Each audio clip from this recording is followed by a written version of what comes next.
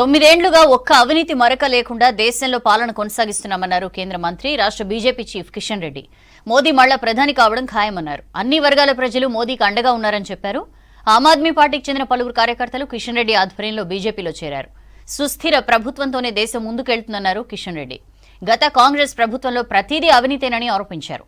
13 కోట్ల మంది ప్రజలను పేదరికం నుంచి బయటపడేసిన ఘనత మోదీదేనని చెప్పారు కిషన్ రెడ్డి. 140 కోట్ల మంది ప్రజలకు ఉచిత రేషన్ బియ్యాన్ని సరఫరా చేస్తున్నామన్నారు కిషన్ రెడ్డి. వచ్చే పార్లమెంట్ ఎన్నికల్లో బీజేపీకి ఓటేసి మోదీ నాయకత్వాన్ని బలపరచాలని పిలుపునిచ్చారు కిషన్ రెడ్డి. ప్రజలు చాలా విచక్షణతో ఆలోచన చేస్తా ఉన్నారు, చాలా చైతన్యంతో ఆలోచన చేస్తా ఉన్నారు. మోడీ గారి నాయకత్వం మళ్ళీ కావాలని రావాలని మళ్ళీ కోరుకుంటున్నారు.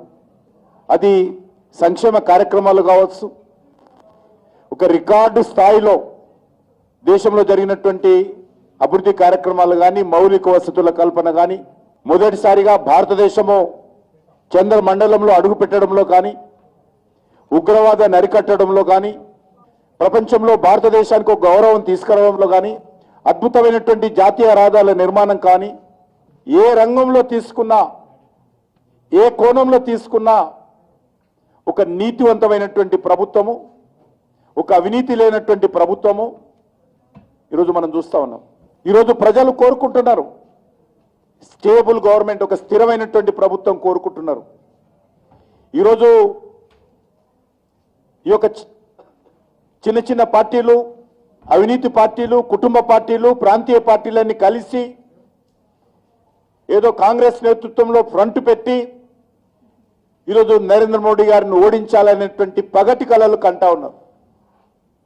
కానీ ప్రజలకు తెలుసు, ఎవరి ప్రభుత్వం ఉంటే స్థిరమైనటువంటి ప్రభుత్వం ఉంటుంది, ఎవరి నాయకత్వం అయితే సమర్థంగా ఈ దేశాన్ని అభివృద్ధిలో తీసుకెళ్తుంది అనేటువంటి విషయం ఈరోజు ప్రజలు అర్థం చేసుకుంటున్నారు. కాబట్టే అన్ని సర్వేలలో మోడీ గారి నాయకత్వం కావాలని కోరుకుంటున్నారు. అందులో భాగంగానే ఈరోజు మన పార్టీలో అనేక మంది ఆమ్ ఆద్మీ పార్టీకి సంబంధించినటువంటి కార్యకర్తలందరూ కూడా ఈరోజు భారతీయ జనతా పార్టీలో చేరాలని నిర్ణయం తీసుకోవడం జరిగింది.